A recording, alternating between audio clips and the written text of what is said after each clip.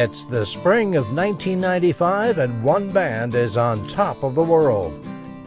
And the thing that was amazing about them was not just them. They were compelling and incredibly charismatic. But also the crowd. The crowd was in a trance. Just undulating mass of pleasure. Two singer-songwriters took rock and roll by storm. It was the tune that, as I remember, that changed everything. So, but then I did get to meet him on this tour just about a month ago when we were in Kansas. And it was a great thrill. It was incredible. This is the story of one band's journey. The dizzying highs, the terrible lows, and the mediocre middles. The band is Pocket Cookies, and this is Behind the Music.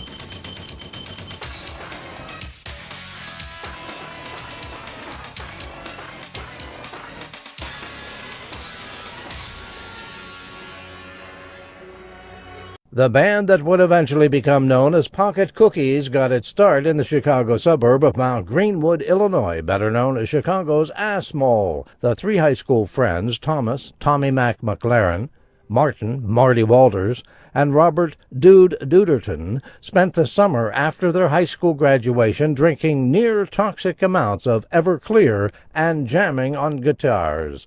They were just three nerds with nothing better to do on a Saturday night. Somewhere in the alcoholic haze in the summer of 1991, a musical spark was being slowly nurtured into a rock and roll inferno. Taking on Todd "Shorty" Smith behind the drum kit, the band used their academic status as inspiration and adopted the moniker College Bound Teens, or CBT. Everclear wasn't cheap, and neither one of those guys had a job, so they started playing juice bars and coffee houses to make money to buy booze and pizza. Mostly booze. The summer of 1991 came to an end with Tommy Mac going to Southern Illinois University, Marty going to University of Illinois, Bob going to Columbia College, and Todd Smith going to the grave after committing suicide. He was just so happy when he was asked to join the band, and then so sad when it broke up. Those boys were the closest thing that he had to friends. I hated that guy. We all hated that guy. The drum machine that we bought to replace him had more talent and a better personality. As fate would have it, the college careers of both Tommy Mac and Marty would end up as dead as Shorty Smith himself, for the duo were asked to leave their respective colleges after only one semester. They never went to class. Both of them just sat around drinking beer, eating pizza, writing songs, and otherwise wasting their scholarship money.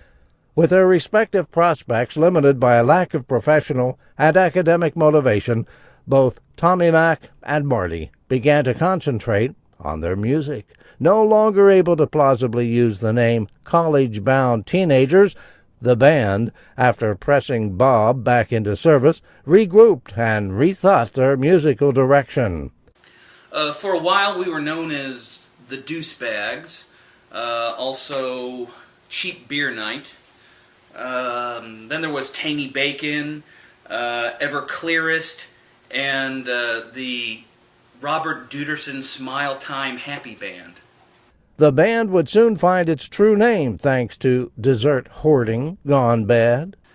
I come from a fairly large family where the hard and fast rule is if you want some food to save for later, you better put it away now or else you're out of luck. And I also happen to really love Girl Scout Thin Mint cookies. So one day my mother had bought a box and set it on the kitchen table, and I thought I would like to save some for later, so I took out half of the sleeve and I put it in my coat pocket. Went about my day, and I think a couple days later I was over rehearsing with Marty, writing songs, and I went to get a guitar pick, and I reached into my pocket and felt this gooey mess of some sort, and when I pulled the pick out, all I could see was this just black mess of crap that smelled like Thin Mint cookies, and Marty looking over at me going, "What is that?" And I said, "Pocket cookies." So yeah, nowhere near as perverted as you would think, and kind of let down.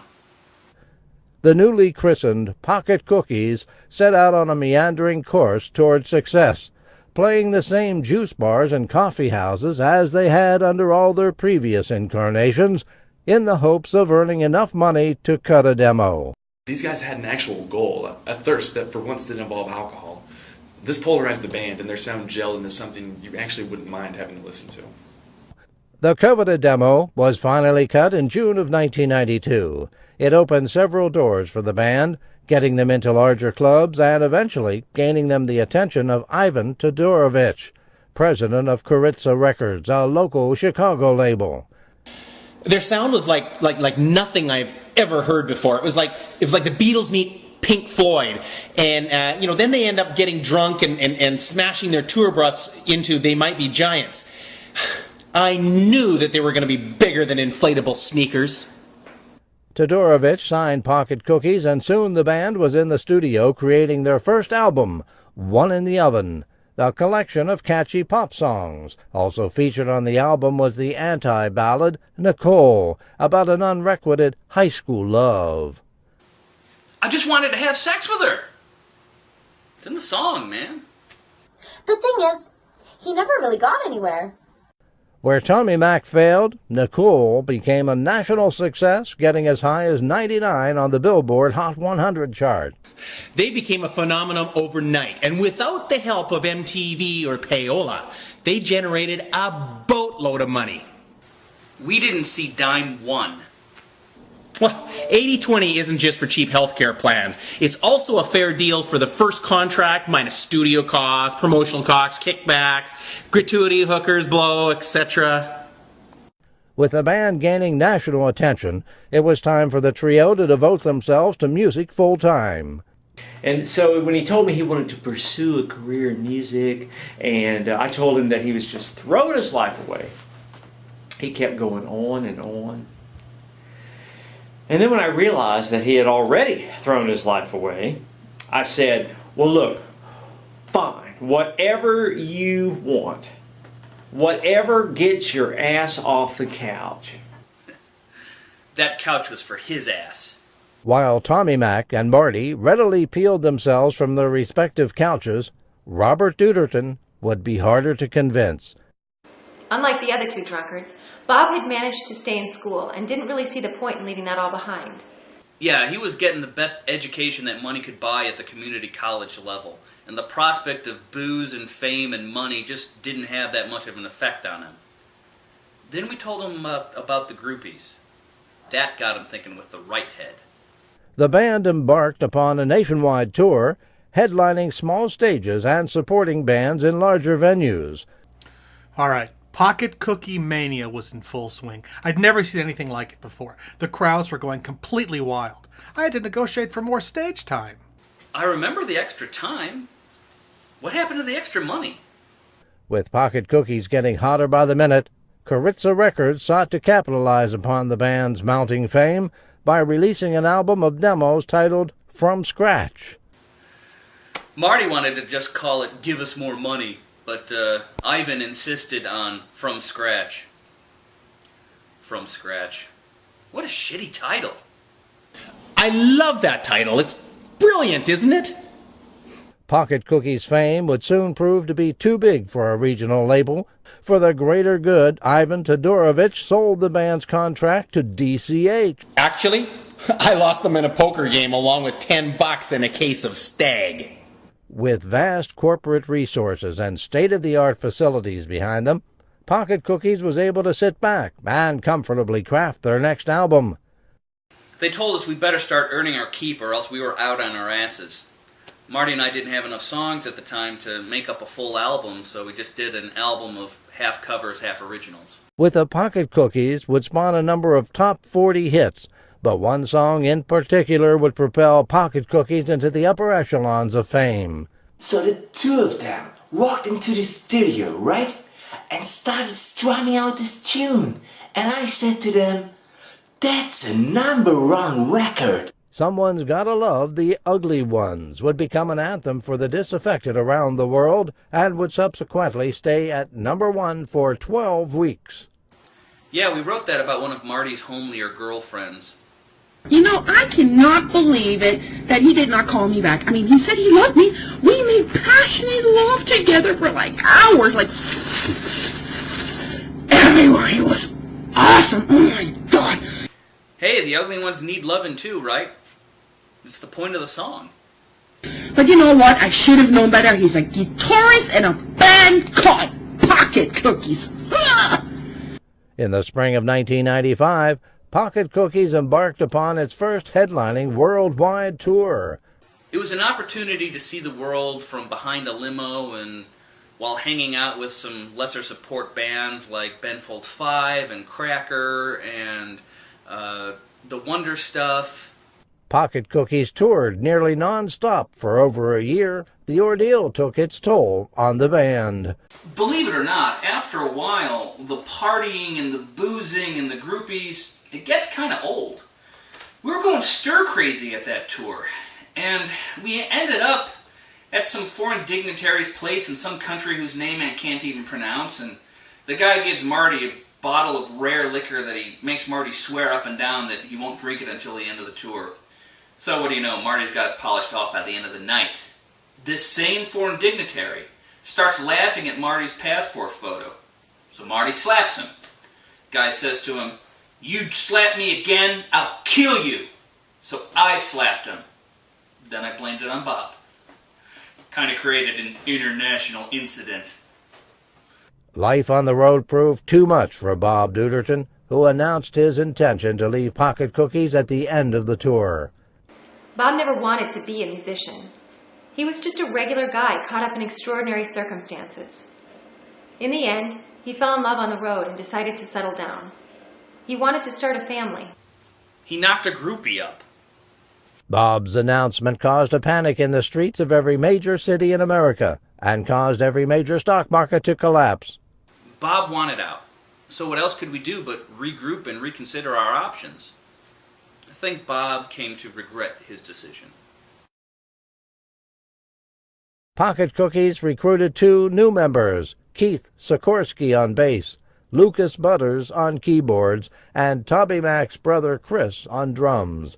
Keith had played bass for the Chicago Polka Implosion, and Lucas had previously played with himself. Taking on those 3 allowed us to create a fuller sound and let us go into musical directions that we hadn't considered before. Then again, now we were splitting the money 5 ways instead of 3. All of the time that this had been going on, I'd been working on a song about jumping in the car and just driving away and counting the lines in between the lanes. And it was the first song we worked on with Lucas and Keith. So they walk into the studio, right? And they're strumming this tune, yeah? And I tell them that's a number 1. The song about counting lines would eventually become County Line. Released in advance of their next album, the single entered the charts at number 1 and stayed there for 28 weeks. Now you know me. I don't use this sort of language lightly to describe such a phenomenon. So excuse the vernacular, but that song was a super gigantic mega hit. Really was. Good show. In anticipation of the release of their 4th album, Brand New Shoes, crowds were lined up around the block at stores nationwide. President Clinton named that day, April 12, 1997, National Pocket Cookies Day forever, throughout the entire universe. Another album with a couple more big hits and another big worldwide tour. At some point, you just start going through the motions. One member of the band was forced to grapple with a shocking disease, sobriety. I really don't know what I can say about that. I think drinking just didn't do it for him anymore. And then he started using Coke. And then Pepsi. And then Dr. Pepper when he got really desperate. I know he's not proud of it. Despite Marty's raging sobriety and the utter exhaustion the band felt after their last world tour, Pocket Cookies managed to produce another hit album, Bigger Than Jesus. Oh, they said they were bigger than me? Oh, maybe they were. But I turned water into wine. They turned money into booze. I walked on water. They sank down the charts. I rose from the dead. Their careers stayed dead. Top that, jerkwads. This was sort of our big fuck you to the fans and the industry.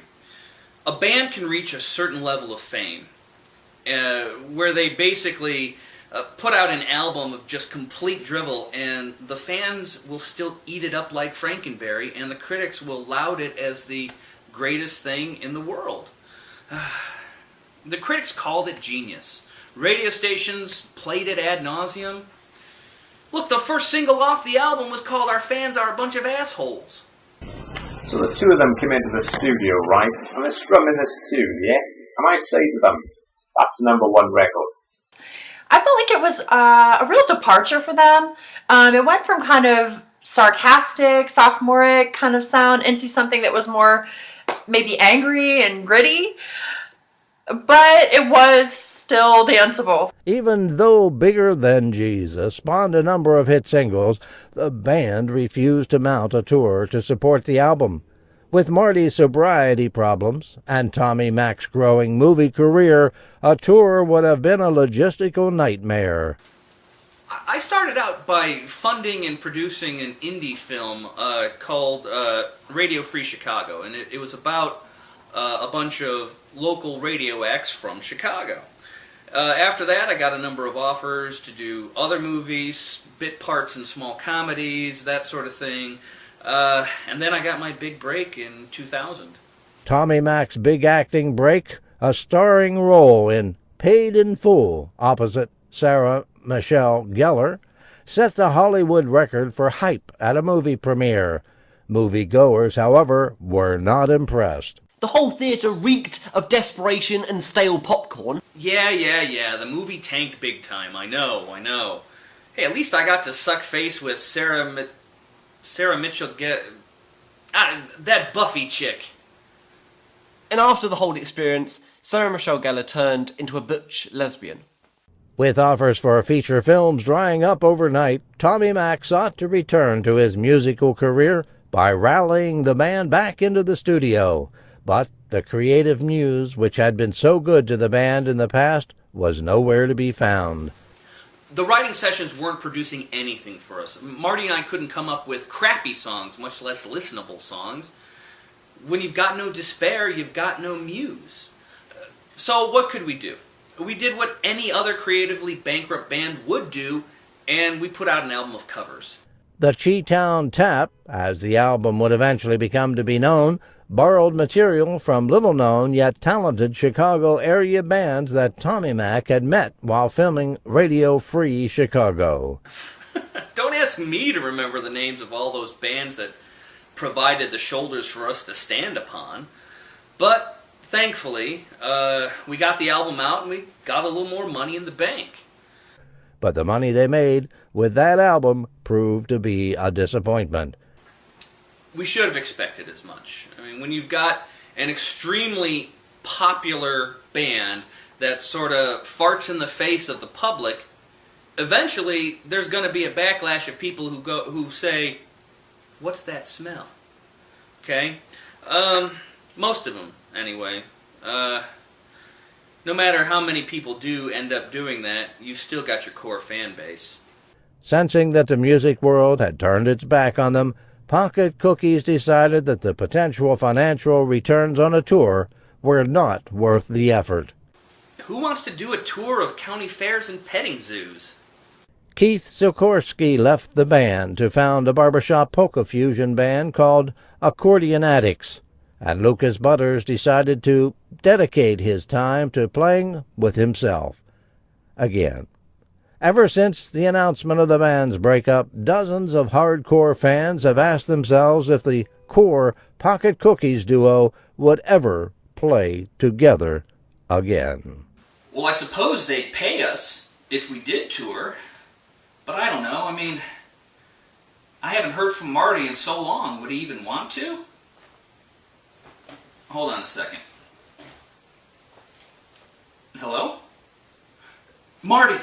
Oh my God, hey, look, they want us to go on tour. I would love to get the band back together and... cool, man. Cool. He said we had him at, they'd pay us. Let's rock.